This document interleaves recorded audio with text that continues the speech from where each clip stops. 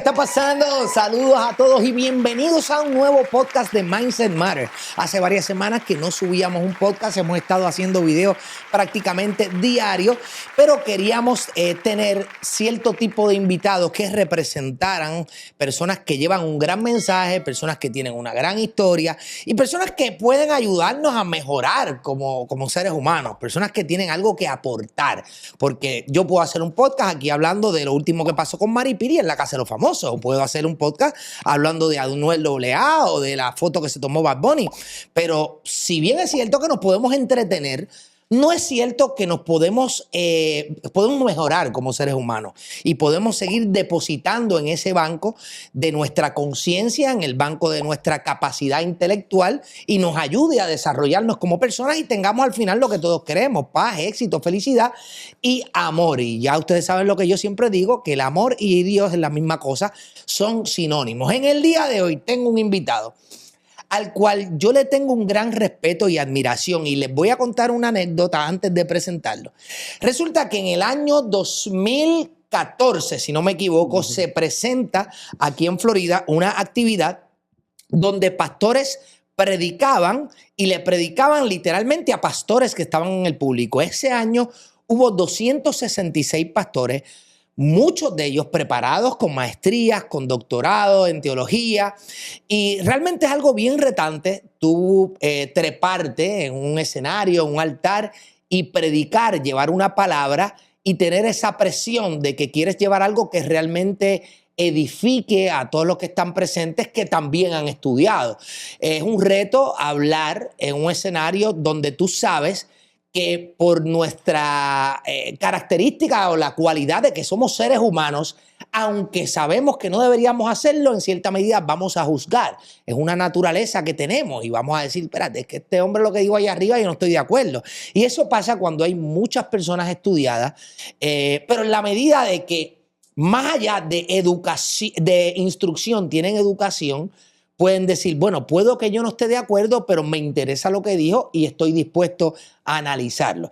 Y resulta que en esa actividad de pastores para pastores, yo, si mal no recuerdo, hubo alguien que no podía subir o que no llegó, no sé qué pasó. Y estaba este caballero que yo tengo de invitado y le dice, mira, sube tú. Esto es importante decirlo porque una cosa es tú prepararte para este evento y decir, espérate, yo voy para allá y yo voy a ir amolado. O decir, mira, falta una persona, tú podrías subir y predicar. Y este hombre subió. Yo estuve allí 3 días. Pasaron, o sea, se bajaba un pastor y subió otro.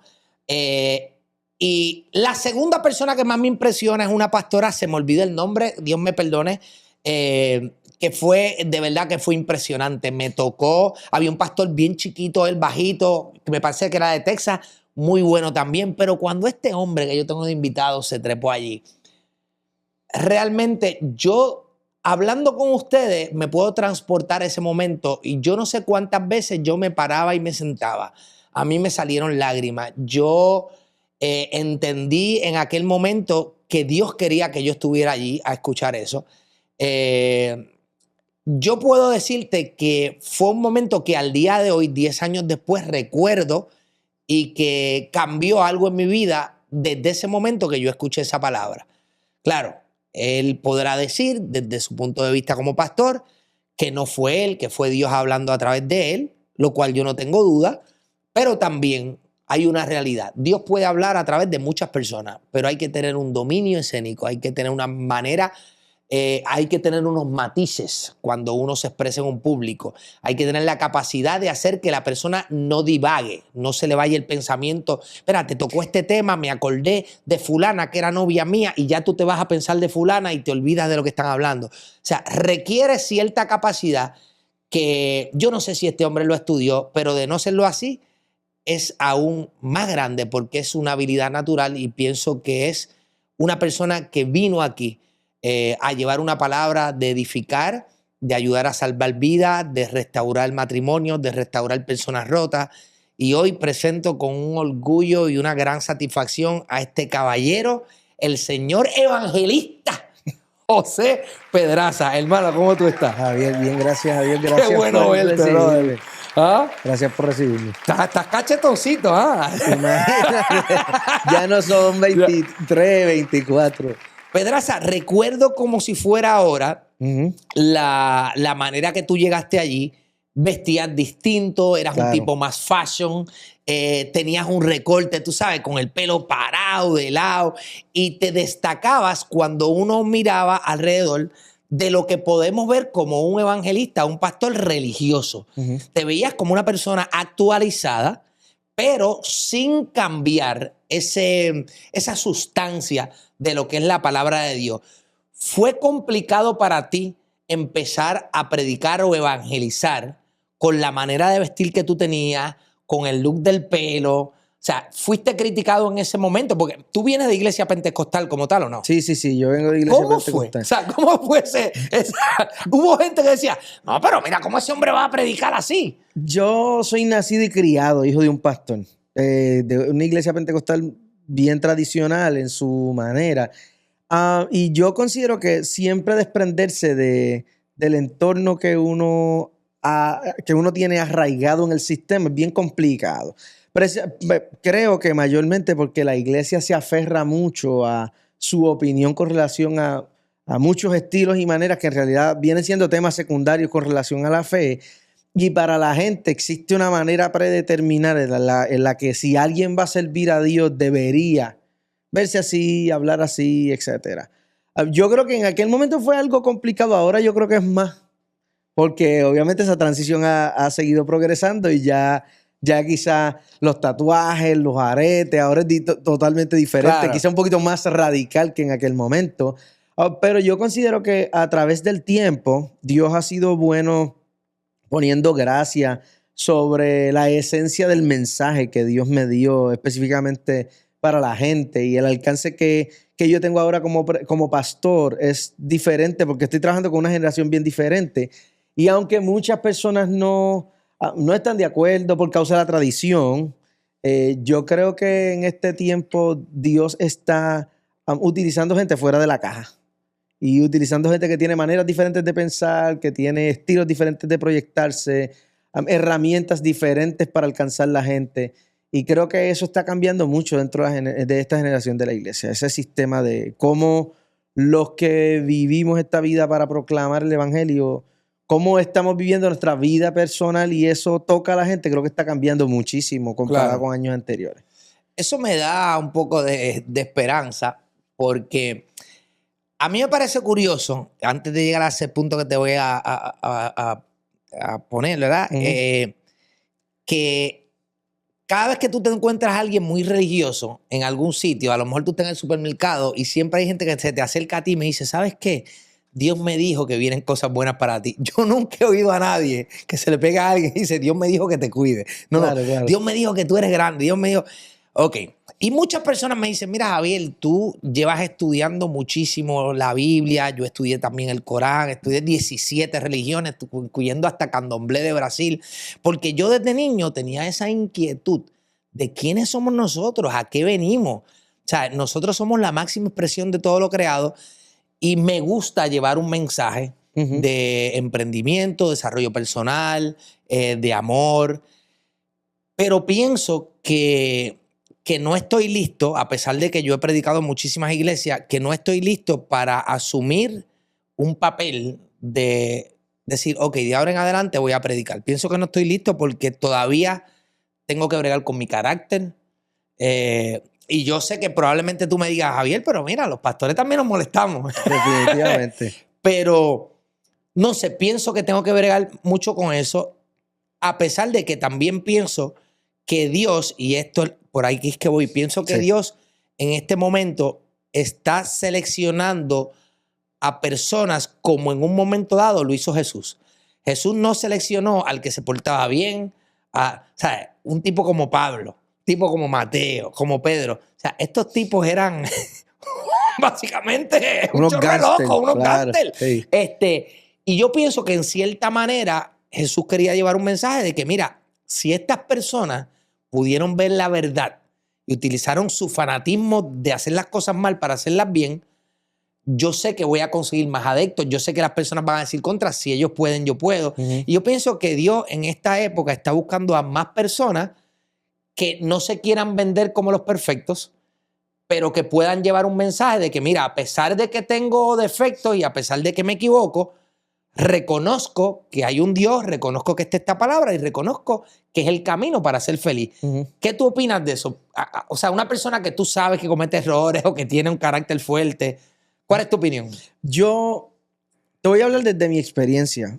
Yo vengo de otra cultura de iglesia súper conservadora y siempre había un deseo de que las personas que están sentadas en la congregación siempre tienen este deseo de que el pastor, su familia, su esposa, esa es la meta donde llegan. Claro.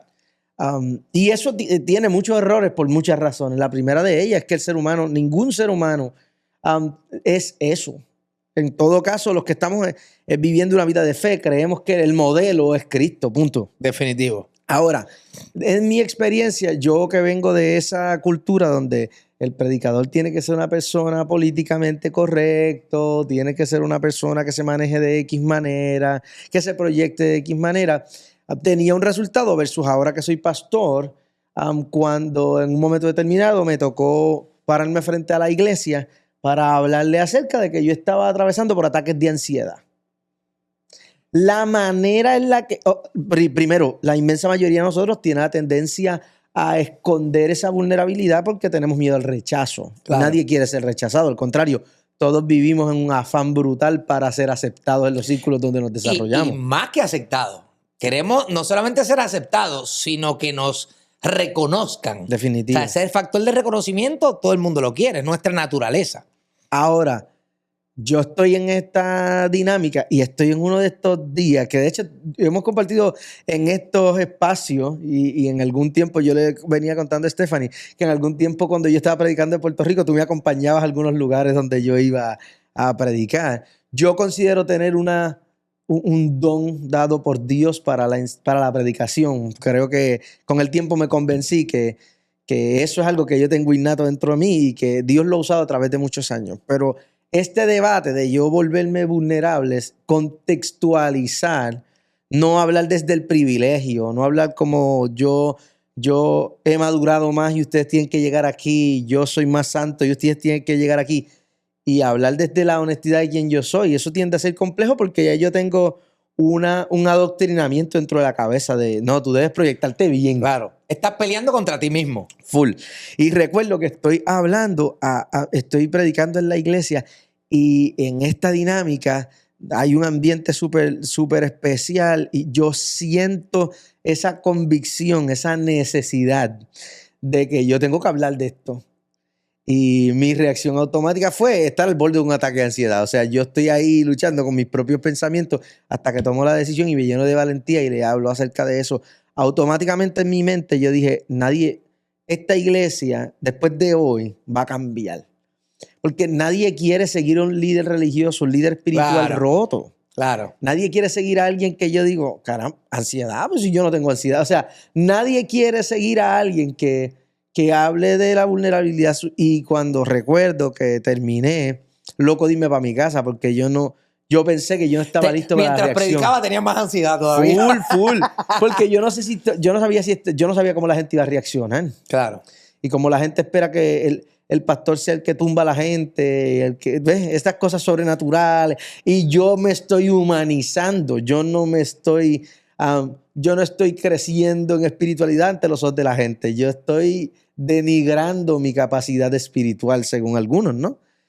Recuerdo que me paré en la puerta, casi nunca lo hago, pero eso fue algo que yo aprendí de mi papá, que los pastores de antes se paraban en la puerta a despedir a la gente. Claro, yo lo vi. Ese día decidí pararme en la puerta y yo me sorprendí un montón. Porque yo considero que ese día yo experimenté el amor de Dios de una manera diferente, porque el approach de la gente hacia mi honestidad en ese momento fue, pastor, jamás yo me imaginé que usted pasaba por eso. Pastor, yo también paso por ataques de ansiedad. Pastor, ahora sí que yo voy a venir para aquí porque yo nunca he querido seguir gente que parece perfecta, porque yo he tenido malas experiencias con líderes perfectos, matrimonios perfectos, familias perfectas que terminan siendo mentiras. Claro. Y en vez de volverse un disuasivo para la gente, se volvió una herramienta de alcance.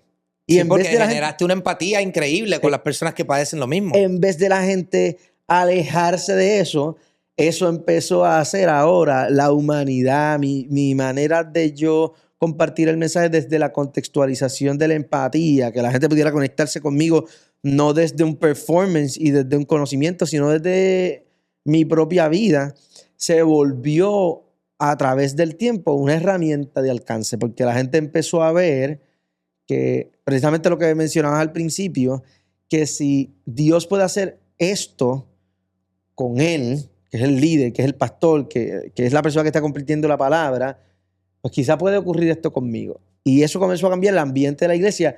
Y ya en las conversaciones te escuchaba a la gente hablando desde la vulnerabilidad. La gente pidiendo oración, no porque querían el poder del Espíritu, ya la gente pidiendo oración porque están teniendo problemas con su matrimonio, ya pidiendo oración porque tienen problemas de ira, porque no están pudiendo dormir, porque tienen mucha ansiedad.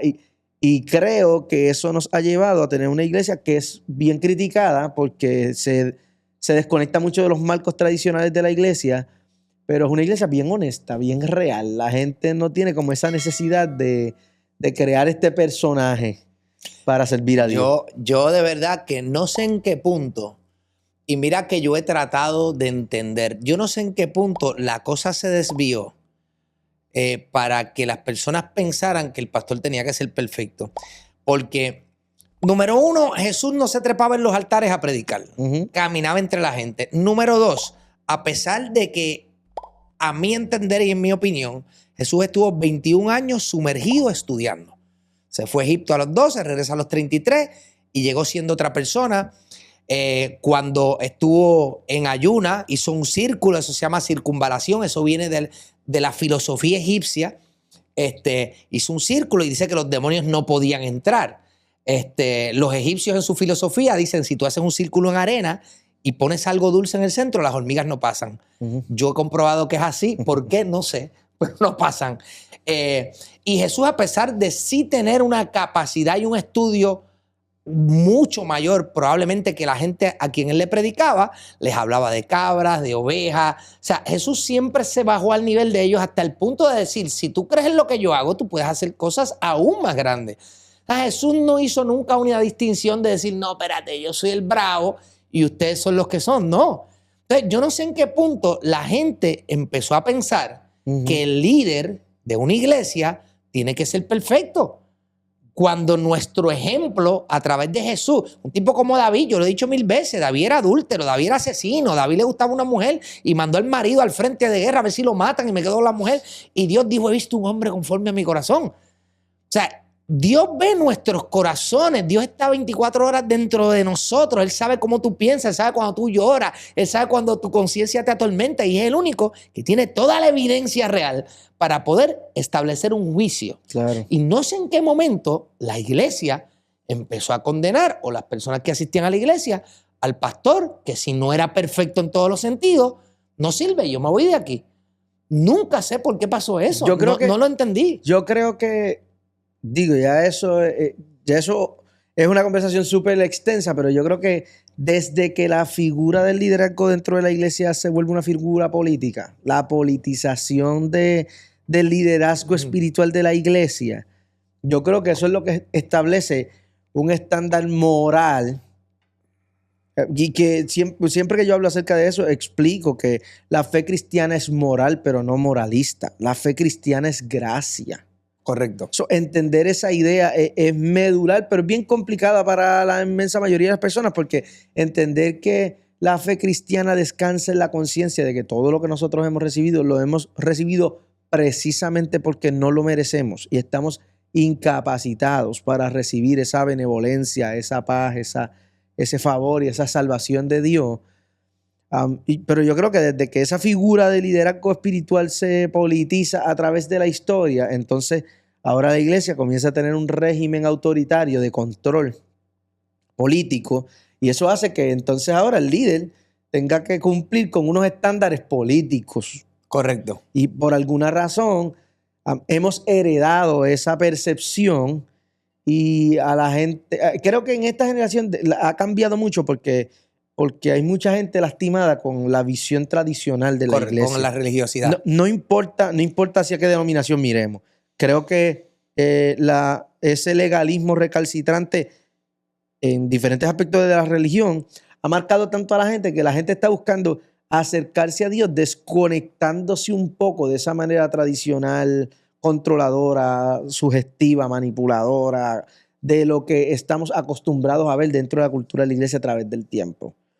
Pero yo creo que ahora, y considero que ha sido mi experiencia, mientras más yo me desprendo de esta super imagen de lo que yo debo ser, entre comillas, porque yo no soy responsable de las expectativas de las personas, ¿no? Pero cuando yo comienzo a entender que yo no puedo servir a Dios correctamente si yo me creo un personaje y un alter ego, si me pongo una máscara y un disfraz para tratar de impresionar, yo no puedo realmente beneficiarme de esas cosas que Dios quiere establecer sobre mi vida como ser humano. Y de la única manera en la que yo puedo accesar al favor y la gracia de Dios es cuando yo soy yo. Correcto. Y si yo desarrollo un liderazgo, en mi caso pastoral, por ejemplo, desde esa perspectiva, yo considero que soy más efectivo y considero que la gente puede relacionarse mucho más con quien soy yo como líder y con la visión que ellos tienen del propósito de Dios para ellos. Porque la inmensa mayoría de las personas tienen la dificultad de pensar de que pues, Dios quiere hacer esto conmigo, pero yo no llego ahí. Me falta demasiado. Pero es precisamente por esa imagen que hemos creado de para tú llegar a hacer esto tienes que estar aquí y esa métrica irracional hace que la gente piense que se les va a hacer imposible a las personas acercarse a Dios hasta que no ocurra esto.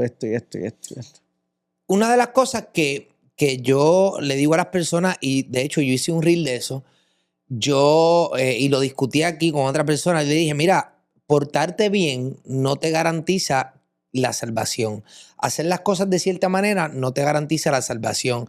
La salvación te la garantiza que Jesús pagó el precio para que tú fueras salvo, porque por cuanto todos somos pecadores, nadie es merecedor del reino de los cielos. Diciendo esto, ¿cómo nosotros le decimos a la gente o de qué manera nosotros le decimos a la gente debe ser bueno porque el mejor negocio es ser bueno? ¿Entiendes? Como decía Facundo Cabral, decía, si el malo supiera el buen negocio que es el bueno, sería bueno aunque fuera por negocio. Porque cuando tú obras bien, muchas cosas buenas empiezan. O sea, son semillas que tú siembras. Claro. Pero ¿cómo le decimos a la gente? Mira, esto no es por la salvación. Porque la salvación no tiene nada que ver con esto otro. Pero el tú portarte bien, el tú hacer las cosas bien, son semillas que tú vas a sembrar y demuestra quizás una honra, un honor a Dios, un agradecimiento a Jesús por lo que hizo por nosotros. Claro. Y por eso es que te debes portar bien. O sea, ¿cómo nosotros le decimos a la gente y los convencemos a decirle, mira, mano, si tu pastor comete errores, diga, ese pastor mío va para el infierno? No, es que no tiene que ver eso. Claro. O sea, ¿cómo recalcamos en las personas? Mira, el hacer las cosas bien es por tu bien. ¿Entiendes? Claro. Y por el bien de todas las personas que están cerca a ti. Y por tu desarrollo y tu evolución. Pero no es necesario para esto otro, porque esto otro Jesús pagó ese precio. Yo creo que es una transición bien complicada, porque como estamos acostumbrados a tener esta idea de una salvación por obras y de que todas estas cosas buenas van acumulando piedritas en mi corona y estas ideas que con el que yo soy el protagonista de la experiencia de la salvación y todo lo que yo hago va aportando, y si yo hago más cosas me hago más salvo y si hago menos cosas me hago menos salvo. Quizá para mucha gente sea difícil. En la iglesia a mí me gusta enseñarle a la gente desde la perspectiva de la gracia, porque yo creo que es diferente cuando tú desarrollas una vida de fidelidad por causa de tu deseo para adquirir algo, a cuando tú desarrollas esta fidelidad por amor. Correcto. Tiene un valor totalmente diferente y lleva a las personas a experimentar el amor de Dios desde quien Dios es. Porque si nosotros empezamos a hablarle a la gente de que todo lo que tú necesitas está en Dios, está en Cristo, y que en vez de tú vivir esta vida para buscar alcanzar, tú vives desde la conciencia de que ya todo lo que tú necesitas, tú lo recibiste por la misericordia de Dios. Y ahora el trabajo tuyo es vivir en gratitud, honrando ese sacrificio. Quizá no es tan atractivo porque no te da poder adquisitivo. Correcto. Quizás no es atractivo, pero la realidad es que debería cambiar la manera que yo me relaciono con Dios, porque ahora yo sé que yo no tengo que comprar nada, yo sé que yo no tengo que buscar nada. Yo entro desde la conciencia de que yo lo he recibido todo. Y yo he recibido todo y eso me debería llevar a mí a vivir una vida agradecida que conductualmente se maneja bien con la intención de añadirle valor a esto que yo sé que yo no me merecía, que yo sé que no había nada que yo pudiera hacer para yo ganar el favor de Dios. So, es complicado quizá por la tradición que hay dentro de la cabeza de la gente, pero yo considero que le sana, le quita a uno esa carga y esa frustración de cuando cometemos errores. Porque hay muchas personas que consideran cometí un error, pues ya las 10 cosas buenas que ocurrieron en mi vida, la salvación de mi vida, pues ya se echó a Eso nada perder. más que es en los matrimonios. Haces todo bien y falla una vez. Claro. Es en los matrimonios. Mira, yo soy de los tipos que dice que mientras más avanza la ciencia, más se acerca a lo que dice la palabra de Dios. Más hay una congruencia. Lo que tú estás diciendo de que nuestro trabajo es vivir en agradecimiento, fíjate qué cosa, lo que es la física cuántica y la neurociencia ya han demostrado, más allá de toda duda, que nuestros pensamientos y nuestras emociones son energía y son frecuencias. Claro. También han demostrado que esa energía y esa frecuencia que científicamente se ha demostrado que nosotros emanamos, atrae una energía similar. Y eso es ciencia, no tiene nada que ver con religión ni con cristianismo. Y cuando tú vives en agradecimiento y tú realmente sientes la emoción y la alegría de agradecer por todo, en vez de cuando te toca pagar los taxes, decir gracias porque los puedo pagar, en vez de quejarte, cuando tú haces eso, la ciencia está diciendo que vas a traer energía similar. En otras palabras, si tú agradeces por esto que tienes, va a llegar más cosas de la misma frecuencia para que tú continúes agradeciendo. Entonces, si nuestro trabajo bíblicamente es agradecer, básicamente Dios nos está diciendo, oye, todo lo que tú necesitas yo te lo he dado. Te he dado los talentos, te he dado las habilidades, te di un don del Espíritu que se llama fe. Si tú mantienes una vibración de agradecimiento, una emoción positiva, más cosas buenas van a llegar a tu vida. Claro. Porque vas a estar vibrando en donde Dios quiere que tú vibres. Entonces, me parece increíble lo que tú estás diciendo de cuál es nuestro trabajo y lo que dice la ciencia hoy día, que antes lo decía la filosofía egipcia, 4.000 años antes de Jesús. O sea, decía, como es arriba es abajo, diciendo que si tú mantienes un pensamiento de una manera, abajo es el físico donde se manifiesta, va a haber una relación.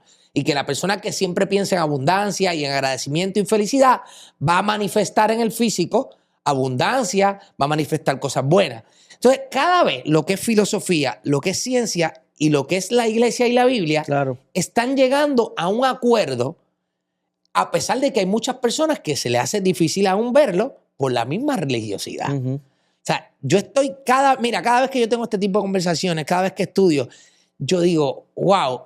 Y cada vez que me pasa el hecho de que hace, yo te diría como 4 años atrás, yo tuve que hacer un gasto de dinero que no era contemplado y en ese momento me afectó.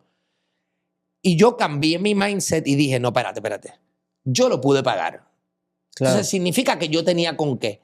Y asumí una actitud de decir gracias porque lo pude pagar. Y en ese momento llegó la misma cantidad, no pasaron 2 semanas, y llegó la misma cantidad de dinero de una fuente que yo no esperaba.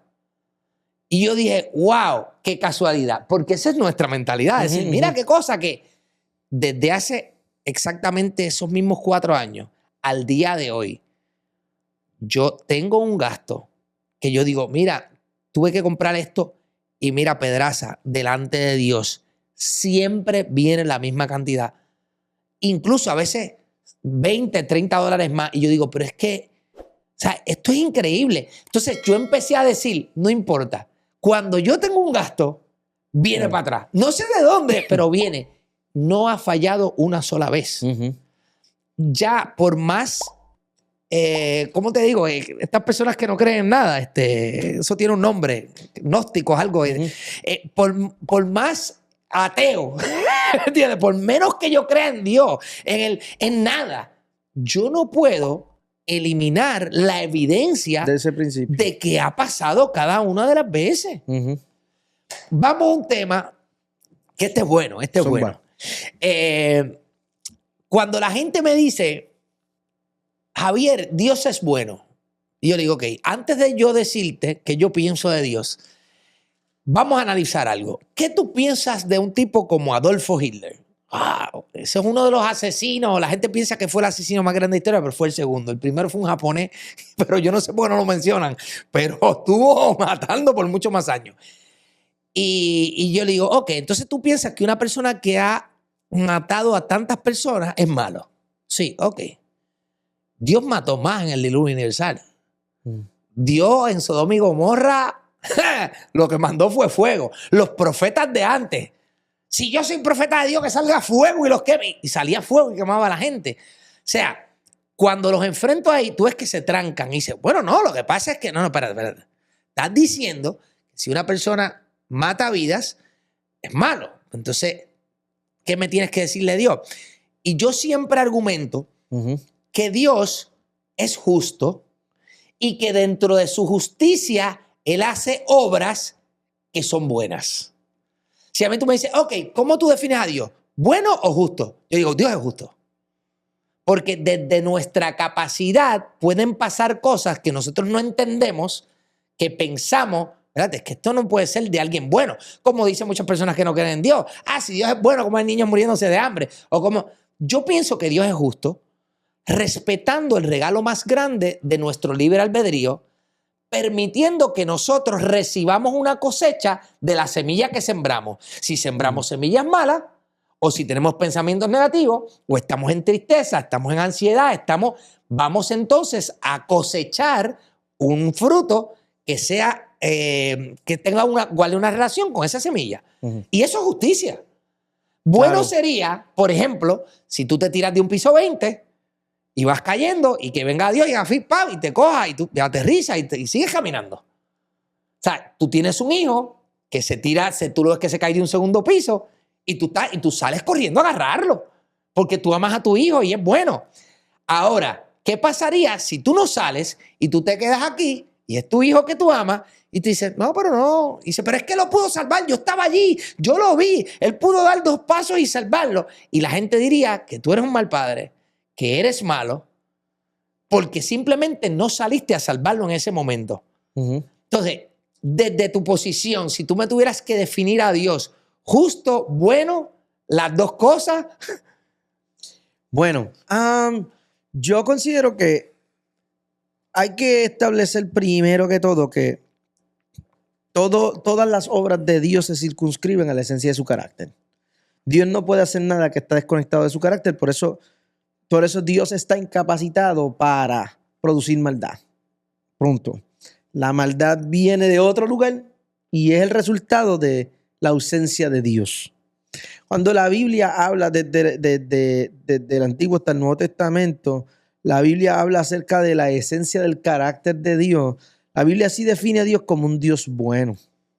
Pero el dilema cuando se trata de nosotros tratar de entender cómo funciona la esencia de Dios es que nuestra métrica está basada en nuestra percepción. Y en nuestra esencia, que podemos producir maldad y podemos producir bondad. Correcto. Yo considero que es bien complicado inclusive entender el concepto de la justicia de Dios porque nosotros vivimos en un mundo donde la justicia está corrompida. Mi métrica de justicia no es una métrica pura de justicia. En algún momento ese concepto de justicia va a parecer demasiado severo, va a parecer demasiado fuerte, etcétera, como por ejemplo algunos ejemplos que has dado ahora. Ahora, yo considero que la razón por la que la Biblia se refiere a Dios como un Dios bueno, la razón principal, es por la manera en la que Dios toma este papel protagónico para intervenir en la parte más compleja dentro de la vida del ser humano, que es el concepto de su salvación. Porque como Dios es un Dios santo, lo que era justo por medio de esa santidad de Dios es que Dios tomara a la humanidad y la exterminara, según lo que establece la ley. Ahora, Dios toma un rol protagónico en eso y envía a Jesús para, a través del sacrificio de Jesucristo, a hacer un cambio transaccional de veredicto, que la teología le llama eso justificación, que es que toman a alguien culpable y lo hacen inocente e intercambian los veredictos. Ahora el que era culpable se hace inocente y el que es inocente se hace culpable. Y esa es la historia de Jesús. Y Dios se vuelve Dios dentro de la perspectiva del hombre, porque Dios siempre ha sido bueno, pero Dios se vuelve un buen Dios cuando Dios toma ese sacrificio de Jesucristo como un intercambio para librar a la gente de la ira de Dios. O sea, porque esta es la cosa más importante. La cruz de Jesús, toda la ira de Dios fue derramada en la cruz de Cristo con la intención de que nosotros recibiéramos un acto de reconciliación para con Dios. Ahora, si nosotros medimos la bondad de Dios desde las circunstancias de la vida y desde las circunstancias de un mundo que persiste en vivir alejado de Dios, va a ser bien complejo poder entenderlo, porque obviamente vivimos en un mundo donde la ausencia de Dios es notable. Esa pregunta filosófica de dónde está Dios cuando la gente tiene hambre, dónde está Dios, usted se va a dar cuenta a través de la historia que Dios está inquietando el corazón de gente para hacer una respuesta en tiempos de necesidad. Ahora, el mundo vive, el resultado del mundo en el que vivimos es el resultado de un mundo con una naturaleza caída, viviendo de espaldas a Dios y caminando totalmente en la dirección contraria a Dios. Ahora, Dios, que es bueno y misericordioso, siempre busca intervenir esos procesos de quebrantamiento dentro de la vida del ser humano, porque Dios no es un observador pasivo en la vida del ser humano. Dios está buscando interceptar esos procesos y la Biblia es una ejemplificación maravillosa de cómo la gente rota, quebrantada, la gente que está viviendo el resultado de las semillas que han sembrado, la gente que ha entrado en procesos complicados de vida por diferentes circunstancias, Dios se les aparece y siempre hay una intervención de Dios que busca cambiar el curso de la vida. Si tú me preguntas, yo considero ambas cosas. Dios es bueno. A mí el miércoles estaba predicando y le decía a la gente, Dios pudo haber dejado que nos llevara el diablo. Dios es bueno porque el problema más complicado del ser humano, mañana, y yo creo en todas estas cosas, pero yo considero, Javier, que Dios te puede sanar la cabeza y mañana te va a doler la rodilla, y te sana la rodilla y pasado te va a doler la espalda. Porque ese es el mundo en el que vivimos. Ahora, el problema más... Esa es nuestra limitación carnal. Por eso tenemos 5 realidad. sentidos. O sea, no tenemos... John Austin, el papá de Joel, decía, el sexto sentido es la fe. No es totalmente necesaria para vivir aquí. Aquí con tus 5 sentidos tú lo haces. Pero la fe es un sentido que te puede llevar a manifestar utilizando tu poder como espíritu. Claro. ¿Sabes? Y yo estoy totalmente de acuerdo. Y me parece que tu contestación es genial y me encantó. Yo estaba aquí dándole mente y decía, wow, qué genial lo que dijiste. El culpable se volvió inocente y el inocente asume ese rol de yo voy a cargar con la culpabilidad. Te voy a hablar de algo que me parece bien interesante. Claro, esto no cambia el hecho de lo que yo pienso de Jesús, ni cambia el hecho de mi opinión. Sí podría cambiar cosas que leemos. Y es que hace mucho tiempo atrás, dentro de uno de los grupos que yo pertenecí, había muchos profesionales, psicólogos, científicos, y se planteó esta versión que a mí me parece hermosa, que como te digo, no creo que va a dañar nada nuestro caminar hacia llegar a ese momento de estar con Dios. Y esta persona trajo esto que una persona bajo su gestión empezó a relatar. Esta persona, las palabras que utilizaba no eran palabras que estaban a la altura de su conocimiento. parte de lo que relató, con la mano lo escribía, con los ojos cerrados, y relata esta historia de quién era Luzbel y qué fue lo que pasó. Nosotros conocemos la historia de que pues lo sacaron del cielo y Miguel lo derrota y qué sé yo. Esta otra historia me parece genial y me parece, y no te puedo decir si es cierta o no, Claro. porque no tengo evidencia. O sea, Claro. una cosa es lo que yo puedo opinar, pero me parece genial. Y esta persona relata que Dios, cuando decide crear el mundo, sabemos que todo lo que existe lo creó Dios, incluyendo a Luzbel, que después fue Lucifer, Belcebú, Mefisto, el nombre que tú le quieras poner, el diablo. Entonces él dice que él reúne a todos sus ángeles y sus arcángeles y una vez habiendo creado, dice, mira, nosotros tenemos que someter al hombre a que tenga la posibilidad de escoger lo bueno o lo malo, y con el tiempo el hombre se va a dar cuenta, a algunos le va a tomar más tiempo o menos, de entender que nunca el camino negativo es el que lo va a acercar a mí, ni siquiera tampoco es el que los va a llevar a estar felices. Y Dios dice, yo confío en que el hombre se va a dar cuenta. Total, él creó el hombre, él sabe nuestra naturaleza. Entonces él dijo, hay un problema. Yo soy todo bondad, yo soy todo amor. Si no existe una persona bajita, no existe un alto. Si todo el mundo me diga lo mismo, entonces hay que tener una dualidad de la maldad, de dónde viene, y de la bondad. Entonces hay que crear un personaje que se llama el diablo. Entonces esta persona relata que de todos los ángeles y los arcángeles, Luzbel como arcángel era el más que amaba a Dios, era de los preferidos, literalmente eran uña y carne. ¿Qué pasa? Él dice, uno de ustedes tiene que escoger un papel de ser el malo para que se cumpla lo que yo quiero que se cumpla y las personas tengan para escoger.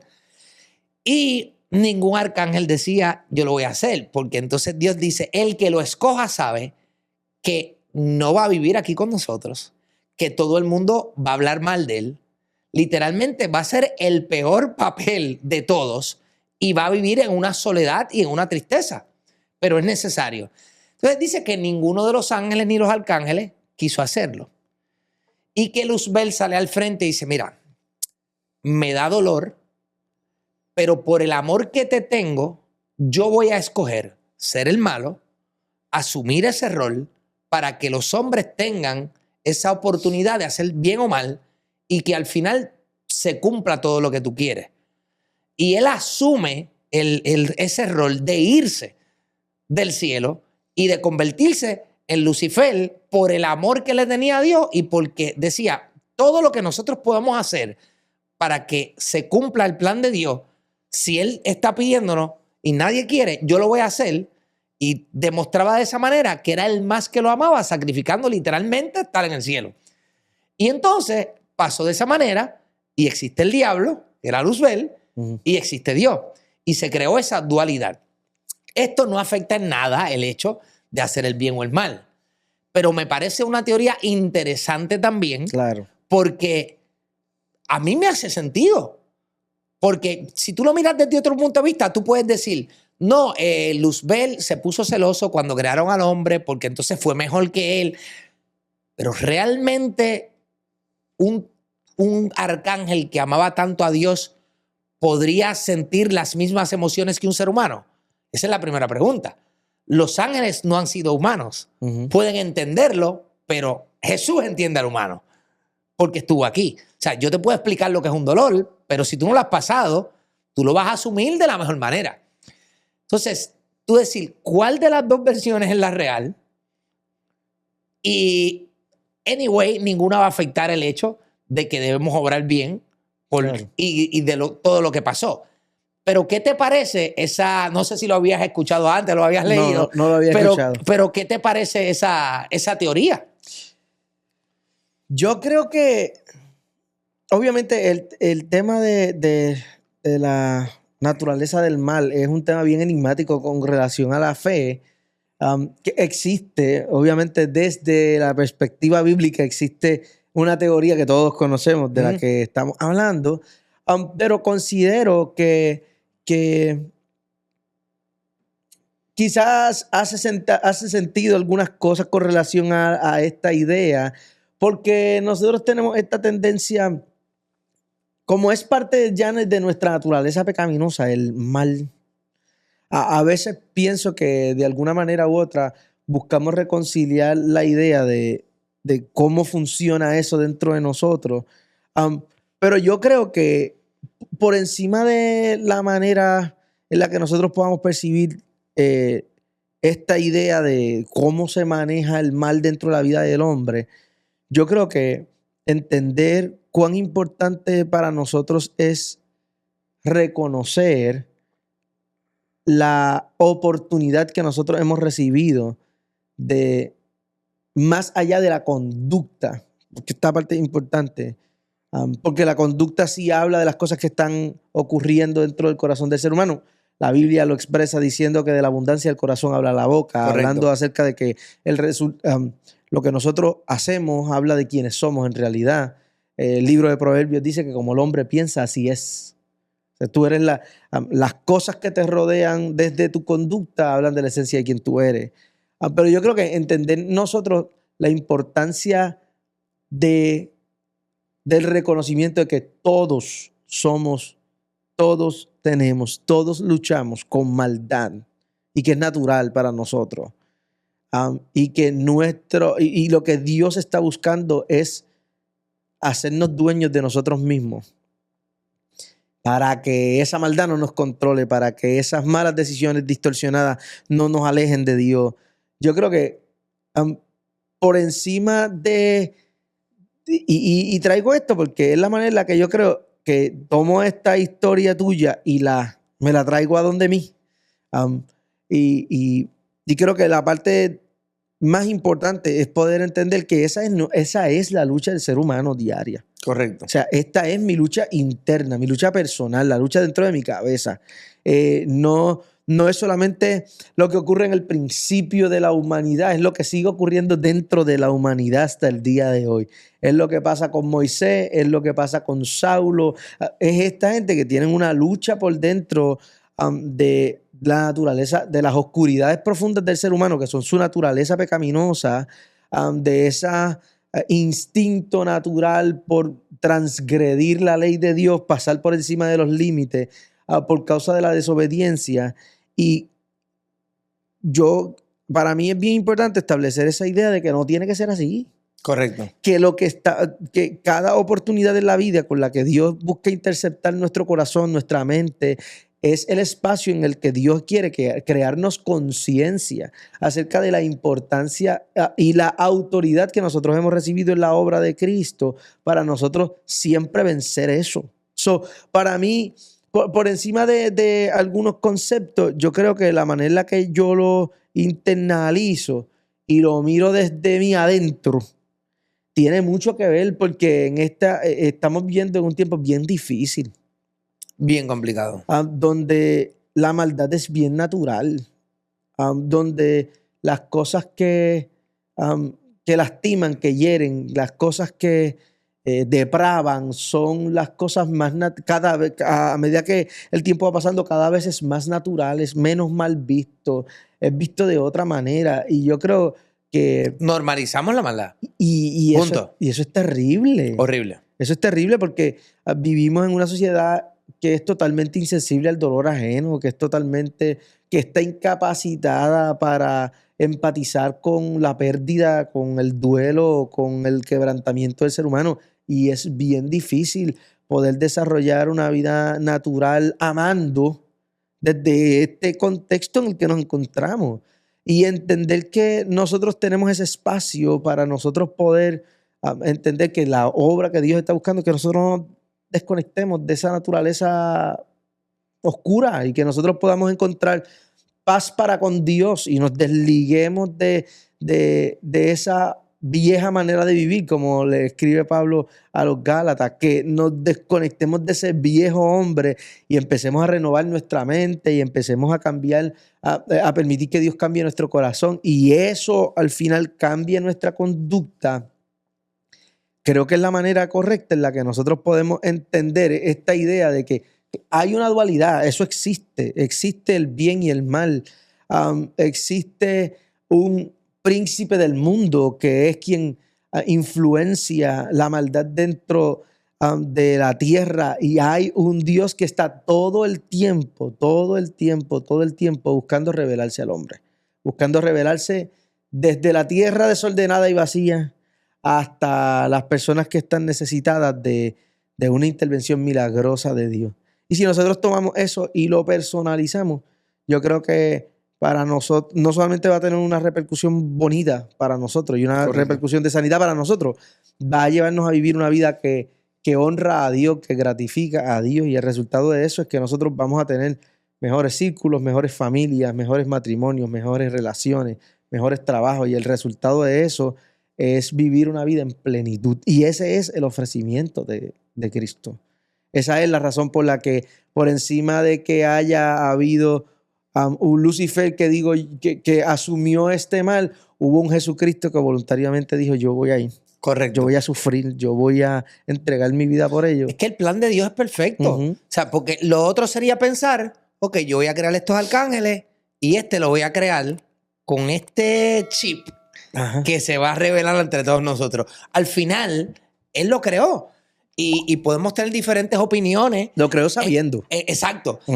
Podemos tener diferentes opiniones, pero la verdad es que existe una razón por la que Él lo creó, y que aunque no conozcamos la razón exacta por qué lo hizo, tenemos que creer por fe que es por nuestro bien, por nuestro desarrollo, por nuestra evolución como seres humanos, y por llegar hasta el nivel que nosotros, siendo lo máximo que Dios creó, podamos elevarnos a un nivel que se supone que estemos. Claro. O sea, yo de hecho, yo tengo problemas con la palabra milagro.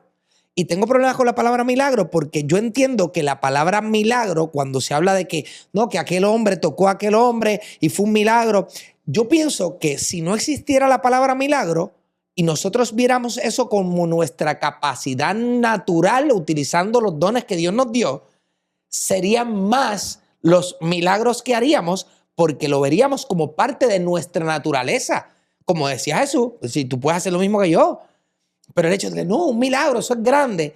Yo creo que la gente se ha alejado de la posibilidad de ver que es real para ellos manifestar cosas buenas. Te voy a hablar de algo, con esto voy a terminar, pero te voy a hablar de algo, de un reel que yo hice hace un tiempo atrás.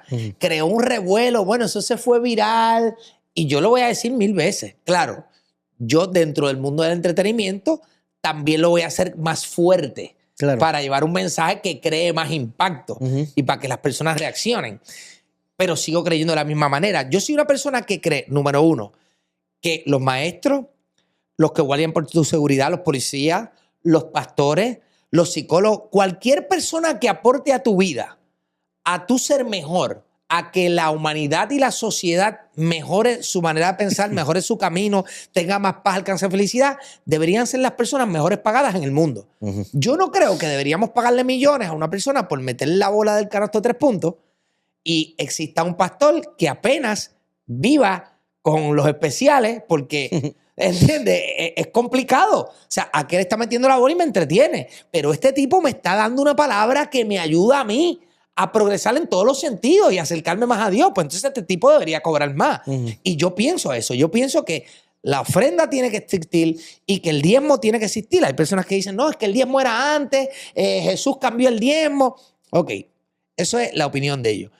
Yo opino de esta manera, y así lo dije en el reel. Yo dije, mire, si usted va a la iglesia y dice, yo dejé de ir a la iglesia porque el pastor yo lo vi. se emborrachó, o porque el pastor se mete perico, o porque el pastor, y yo no voy a diezmar porque el pastor se compra un Mercedes-Benz, y no voy a diezmar porque el pastor... Caballero, el hecho de tú diezmar y ofrendar no lo estás haciendo porque tú quieres que el pastor haga X o Y cosa con el dinero. Tú lo estás haciendo creyendo en lo que ocurre cuando tú diezmas y tú ofrendas. Y sentir alegría cuando lo haces. Porque no es como que, espérate, todo el mundo me está mirando aquí y está, pues déjame poner algo ahí. O déjame poner, voy a poner un billete de 20 para que se vea más. Y no, porque si es de $1 lo meto. O dame un sobre para meterlo, para que no se vea que es un pesito nada más. O sea, si tú tienes esa mentalidad, mejor no des nada. Pero cuando tú tienes la mentalidad de que yo estoy dando este dinero porque Dios me ha prometido que me lo va a devolver, o que me va a dar 10 por 1, o que me va a dar hasta que abunde y sobre, depende para qué das el dinero, pues oye, tú tienes que sentir alegría y olvídate lo que haga el pastor, porque el pastor tiene su vida y va a tener sus consecuencias según la semilla que siembre. Pero yo lo estoy haciendo porque este es mi deber como cristiano y debo ofrendar o debo diezmar. No me importa lo que haga el pastor con él.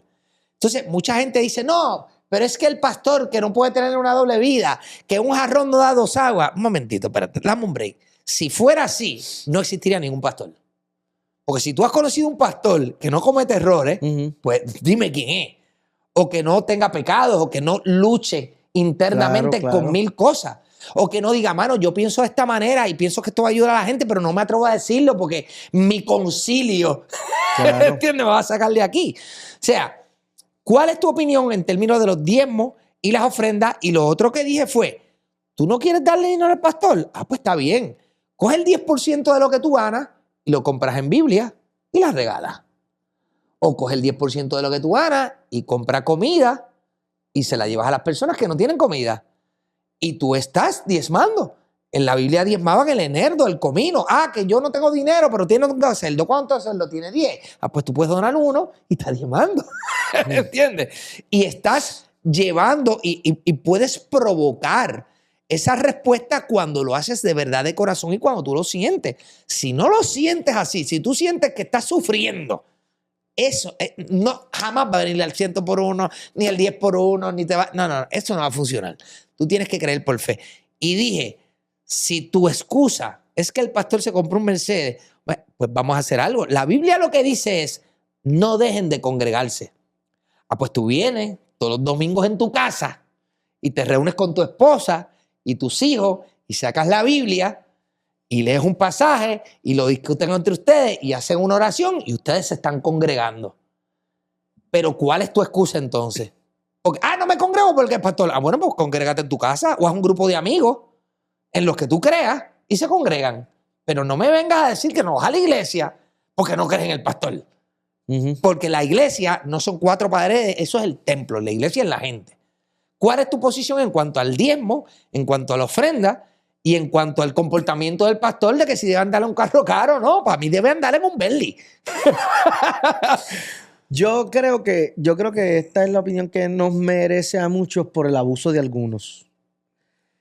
Pero yo he aprendido con el tiempo que la generalización es un peligro.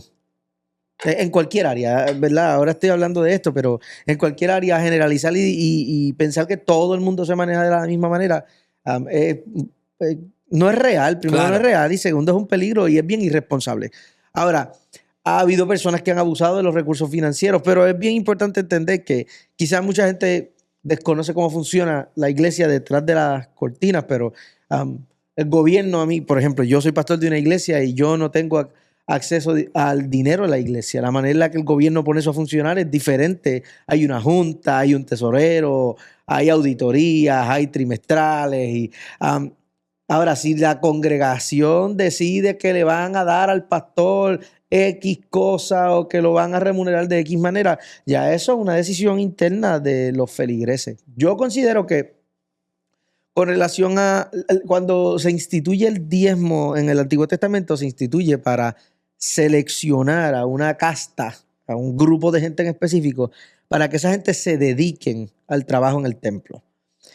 Y de la única manera en la que pueden remover a estos agricultores y a estos pastores. Sí, sacarlos de su trabajo. De la única manera en la que pueden hacerlo es llevándolos a vivir del altar. Y ahí es donde por primera vez escuché esta frase de que el que trabaja del altar, que vive del altar.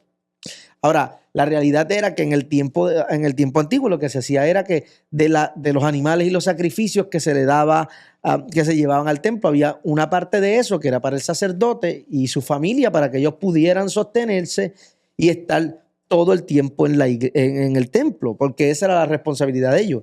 Ellos tenían que cuidar el fuego que estaba ardiendo en el altar, el incienso que estaba ardiendo en el altar, etc. Ahora, esto es en el tiempo de la ley. Una vez Jesús se presenta en la cruz, Jesús se presenta como el sacrificio perfecto de Dios. Esa etapa de sacrificios cambia y ahora en el Nuevo Testamento se sustituye esa palabra diezmo por la palabra generosidad. La gran diferencia es que el diezmo tiene un número Y la generosidad es proporcional con el agradecimiento del corazón. Qué duro, papi. Por eso, Repíteme esa parte, que eso me gustó. El diezmo tiene un número. el diezmo tiene un número. Y la generosidad Está circunscrita al agradecimiento del corazón. Ahora, no, perdóname, dale. no sé si tú sabes, pero eso es más que el diezmo. Full. Porque si tú reconoces lo maravilloso que es estar aquí, los talentos y habilidades que Dios te ha dado, la capacidad que tienes de vivir en amor, y tú agradeces por eso, literalmente tendrías que dar absolutamente todo. Esa es la razón por la que la iglesia primitiva, la gente vende todo lo que tiene y lo ponía ante los pies de los apóstoles. Venden todo lo que tienen y dice la Biblia que tenían todo en común. Ahora, ese tema para mí es bien curioso porque como yo soy bien out of the box, mucha gente me pregunta acerca de eso y yo trato de llevarlos a esta analogía. Nosotros damos en realidad de lo que hemos recibido de la mano de Dios. Porque hay gente que hace lo mismo que tú haces y no tienen el resultado que tú tienes. Correcto. Hay gente que trabajan igual que tú o más que tú y no tienen el alcance que tienes tú. Porque la cosa que distingue lo que estás haciendo tú es que la mano de Dios está sobre ti. Entonces, a nosotros nos cuesta demasiado darle una porción de eso a Dios. En este caso, eso se representa desde la comunidad de la iglesia porque obviamente la iglesia es un grupo de gente que se suponen que tienen la responsabilidad de llevar las buenas nuevas. Y que esta comunidad de fe existe por varias razones. Número uno, porque no hay una manera bíblica de vivir desconectado de una comunidad de fe. Punto. Porque es que los dones no se desarrollan y no se maduran de manera independiente. ¿Sí? Número dos, porque la Biblia habla de que esa comunidad de fe que la instituyó Cristo, la instituye con la intención de que los creyentes crezcan. Entonces, ¿cómo crecen esos creyentes? Pues crecen en comunidad. Y Pablo dice, ustedes los que consideran ser espirituales, dirijan y corrijan con espíritu de mansedumbre a aquellos que no lo son. O sea, esto viene como con la intención de que la gente reciba esa sensación de acompañamiento de Dios a través de la gente que tiene a Dios por dentro. Ahora, cuando yo hablo acerca del diezmo, yo le digo a la gente, tanto que nos cuesta a nosotros darle a Dios una porción de lo que tenemos, pero cuando vamos al restaurante y nos están atendiendo bien y nos preguntan si vamos a dar propina, no, pon el 18, pon el 20 ahí, no hay problema. Por un servicio que te dieron. Cuando Dios te dio su hijo. Y nos cuesta tanto entregar algo de eso para que la obra de Dios crezca y para que el mensaje llegue y para que la iglesia alcance y para que la gente... Claro, yo entiendo los abusos. En algún momento cuando yo comencé a pastorear, a mí se me hizo bien difícil hablar del tema de las finanzas porque yo escuché tantas historias de personas maltratadas con el tema del dinero que yo decía, pero ¿cómo rayos yo voy a hablar de esto? Claro. Si yo voy a tocar una herida. Primero, yo no soy un tipo que vive de eso. Yo tengo otros negocios, yo hago otras cosas. No hablo acerca de eso porque mi trabajo en el altar no es hablar acerca de mi vida privada y de cómo yo manejo mis recursos financieros o cómo lo hago. Pero a mí se me hizo bien difícil al principio porque yo dije, la gente va a revivir sus traumas con la iglesia. Hasta que yo comencé a pensar y dije, pero es que yo no puedo restarle a la gente el beneficio de esto. Yo no puedo... Es una cosa tan increíble porque el vivir una vida dando tiene unos beneficios y unos principios tan grandes que aún gente que no practica ninguna religión entendieron el principio del dar y el desprendimiento del dar y viven una vida dando todo el tiempo porque tiene estos beneficios. ¿Sabes lo que dicen los judíos del dar, verdad? ¿Sabes que los judíos, o sea, no los que han tenido ya las influencias de no piden prestado? Los ortodoxos, sí.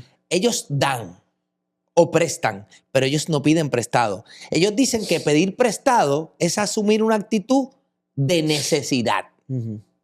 Pero cuando ellos prestan, están asumiendo una actitud de abundancia. Y es conocido por todos que el pueblo judío ha sido tan perseguido a través de los años. Sin embargo, los judíos son los más dinero que hacen. Son la gente más por próspera. regla general y más poderoso. Sin embargo, ellos dicen, no, yo siempre voy a dar. Yo no voy a pedir porque mentalmente estoy diciendo que necesito y yo tengo abundancia. O sea, que por donde quiera que tú lo veas, o sea, la evidencia nos muestra que hay una relación directa entre sentir la gran satisfacción de dar, que la controlamos nosotros, y el recibir viene de nuestro mismo dar, porque recibimos satisfacción cuando damos, y la satisfacción y la abundancia y el amor y la prosperidad y nuestro desarrollo y nuestro bienestar vale más que lo que podamos dar. Claro. Y es semilla dar. O sea que mira, es que yo estoy tan y tan convencido de que el pastor ni siquiera debe trabajar en otra cosa. Aunque esté 5 días libre y coge un día para estudiar y el otro día vaya a la iglesia. No importa. Porque lo que está aportando, el valor que está aportando. Mira, José, yo no estaría aquí si no fuera por Dios y si no fuera por palabras que un momento escuché. Yo no estaría aquí si no fuera porque un muchacho, yo siendo muy pequeño, me llevó a una iglesia y me dijeron, si tú eres el hijo del rey, no tienes que estar en carencia. Y me hizo tanto sentido el decir, sí, yo soy el hijo del rey, reconozco que Jesús intercede por mí ante ese rey y mi vida empezó a cambiar. Y cuando yo me he alejado de ese pensamiento, literalmente se manifiesta en mi vida carencia.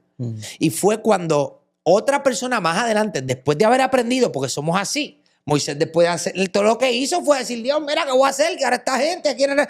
¿Por qué clamas a mí? Usa la vara. Pero ven acá, tú has hecho todo aquí, sacaste el pueblo y estás todavía. Y somos así, a pesar de yo haber visto y logrado cosas, volvía para atrás. Y una persona me dijo una vez, ¿sabes por qué se está haciendo tan difícil ganar dinero? Porque estás pensando en ganar dinero, porque todo lo que haces es pensando en ganar dinero. Piensa en dar valor a los demás. Enfócate en eso y despreocúpate. Y en ese momento yo le dije a la persona, yo lo voy a hacer exactamente como tú dices para demostrar que tú te equivocas. Y me equivoqué yo. Literalmente en los momentos donde yo no he sabido de dónde va a venir, me quedo tranquilo y digo, ya mismo llega algo. Y siempre llega. Y ahora yo me enfoco en hacer lo que me apasiona y en dar valor. Dar. No en qué voy a recibir de esto que hago. No, dar. Yo no cobro mis reels. Yo hago 2 reels diarios, se publica 1 diario, pero yo produzco 2 al día. Yo le pago a una persona para que los edite. Y yo digo, esto es aportación, yo estoy dando valor. Y la satisfacción y lo que yo veo que se manifiesta en mi vida, yo tengo que ser demasiado imbécil para no darme cuenta que viene del valor que estoy aportando. Siempre. Así ha sido, así yo se lo enseño a mi gente, así te lo puede decir David que está aquí, que vino y empezó a trabajar aquí por fe, literal, porque es lo que le apasiona y porque dijo, yo sé que voy a crecer y hay que reconocerlo. Y la verdad es que yo quisiera de alguna manera convencer a todo el mundo, pero como me dijo mi pastor ayer, que yo estaba ayer en una crisis y fui ahí y le dije, mira, ¿puedo pasar por tu casa? Y me dijo, mira, Javier, tú y yo tenemos algo en común. Los dos le hablamos a la gente. Pero no, si todo el mundo estuviera preparado, yo tendría una iglesia que no cabría en las personas y tú tendrías todos los seguidores del planeta Tierra. Pero no es así. ¿Sabes? Somos personas que llevamos un mensaje que en la medida que nuestra vida se manifieste eso que nosotros decimos que es real, fortalece esa palabra que llevamos. Claro. Porque aunque no se manifieste, si la palabra es verdad y la pones a prueba, si a mí me funcionó y el que lo dice no le funciona. Ah, bueno, no, porque la fe sin obra es muerta. Y en ese momento yo volví a internalizar el hecho de que el dar, del que estar ahí para ofrecer, independientemente de quién quiera escuchar, independiente, es lo que nos va a traer gran satisfacción. Claro. Y al final, aunque no recibiéramos, el nosotros prepararnos, educarnos, estudiar la palabra de Dios y tener esa relación con Dios es nuestra mejor paga. Porque cuando tú enseñas, aprendes. Claro. Se internaliza. Y como tú piensas, así eres. Y mientras más lo enseñes, el pensamiento se convierte en creencia y la creencia manifiesta lo que va a hacer en tu vida. Hermano, algo que quieras decirle a esta nueva generación. algo que quieras decirle a las personas que todavía están pensando si voy o no voy a la iglesia. ¿A qué iglesia voy a ir? Si es que he visto que ayer yo hice un video de un tipo que murió en el 2009, un sacerdote, abusó de más de 85 niños. Y en su diario, o sea, y escribiendo, y Jesús, perdóname, porque le hice daño a gente estando en esta posición y se han identificado más de 200 víctimas y la iglesia católica no decía nada y pichaban. Y el muchacho que encuentra este libro va donde la iglesia y le dice, mira, y no hacen nada. O sea, ¿cómo le decimos a esta nueva generación? Mira, independientemente de la iglesia, independientemente, no dejes de buscar. O sea, el hecho de que un pastor falle o un sacerdote falle, cualquier líder religioso falle, no significa que la esencia de la palabra de Dios es la que está mal, sino el hombre. ¿Cómo los convencemos de que vayan? ¿Qué tú crees que puede encontrar esa gente desde tu punto de vista en una iglesia y en esa relación con Dios? Tengo que comenzar hablando de esa gente que ha tenido experiencias difíciles con personas que frecuentan la iglesia. Ayer grababa con alguien más y decía a esta persona que la iglesia de Jesucristo nunca ha lastimado a nadie. Y eso puede sonar un poquito contradictorio, pero la realidad es que la verdadera iglesia de Cristo lo único que ha hecho desde que existe es sanar, restaurar, libertar y cambiar la vida de las personas. Hay personas que frecuentan la iglesia que no han sido renovados como iglesia. Y todos hemos pasado por momentos complicados. Todos los que tenemos fe en el Señor hemos tenido dificultades en algún momento. Y a veces, si somos honestos, a veces hemos sido víctimas y a veces hemos sido los victimarios. A veces hemos sido nosotros los que queriendo o sin querer lastimamos a alguien. A mí no nos damos cuenta de lo que eso puede afectar en la fe de alguien. Y tengo que comenzar pidiéndote perdón. Porque si tú te has acercado a la iglesia con fe y algún líder religioso ha tenido una conducta X que te ha hecho desarrollar falta de fe, hoy como pastor yo quiero pedirte perdón porque considero que a veces nos cuesta demasiado decir lo hemos hecho mal. Pero lo segundo que quiero decirte es que la iglesia, yo creo que en uno de los lugares donde yo he experimentado el amor de Dios de una manera amedrentantemente invasiva es en la iglesia. Porque cuando más débil yo he estado, esta comunidad de gente, cuando yo he estado cansado, frustrado, desanimado, cuando he tenido ganas de renunciar, cuando he estado deprimido, este grupo de gente que tienen a Cristo medido por dentro, que yo he desarrollado esa conciencia de que no son perfectos igual que yo no lo soy, han sido esas manos de Dios, la boca de Dios. Y yo sé que tú lo has experimentado también muchas veces. Vivir en comunidad es complicado, desarrollar relaciones es complicado, las relaciones no aparecen, las relaciones se construyen. Y a veces entender eso desde el concepto de la espiritualidad es difícil, pero entender que la iglesia está llena de un grupo imperfecto de personas que la razón principal por la que están ahí es porque reconocen su necesidad de Dios. Es medular para que a la hora de tú acercarte a la iglesia puedas estar consciente de que perfección no vas a encontrar allí. La iglesia no es un museo de santos, la iglesia es un hospital de pecadores. Y si uno lo entiende de una manera sabia, tú vas a saber que vas a tener dificultades como en cualquier otro círculo, pero la diferencia es que todos los que estamos allí estamos por un fin común. Que esas verdades de Dios que sabemos que cambian a la gente nos vayan cambiando a nosotros, pero ese proceso es un proceso diario, constante, un proceso de mucho reinicio, un proceso de mucha madurez que toma mucho tiempo.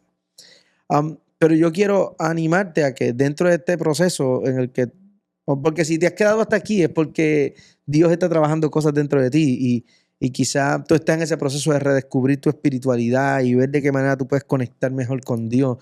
Yo quiero animarte a que principalmente tú busques un lugar donde te puedan enseñar la palabra de Dios. Los principios de la palabra de Dios tienen la capacidad de transformar la mente del ser humano de una manera increíble. Número 2, que tú entiendas que la espiritualidad no se puede caminar solo. Que siempre necesitamos a alguien que nos toma de la mano, que nos guía, que nos aconseja. La Biblia dice que son 2 mejores que uno, porque si uno cae, el otro lo levanta. Ese proceso de acompañamiento en la experiencia de crecer en la espiritualidad es medular más allá que frecuentar un salón lleno de gente con música y alguien que habla, es ese acompañamiento uno a uno. El que nos garantiza que nosotros vamos a poder caminar en nuestras lagunas de fe, porque todos las tenemos. Ese es el segundo consejo que quiero darte. Y el tercer consejo que quiero darte es que entiendas de una vez que Dios te acepta como estás, pero no te deja como estás.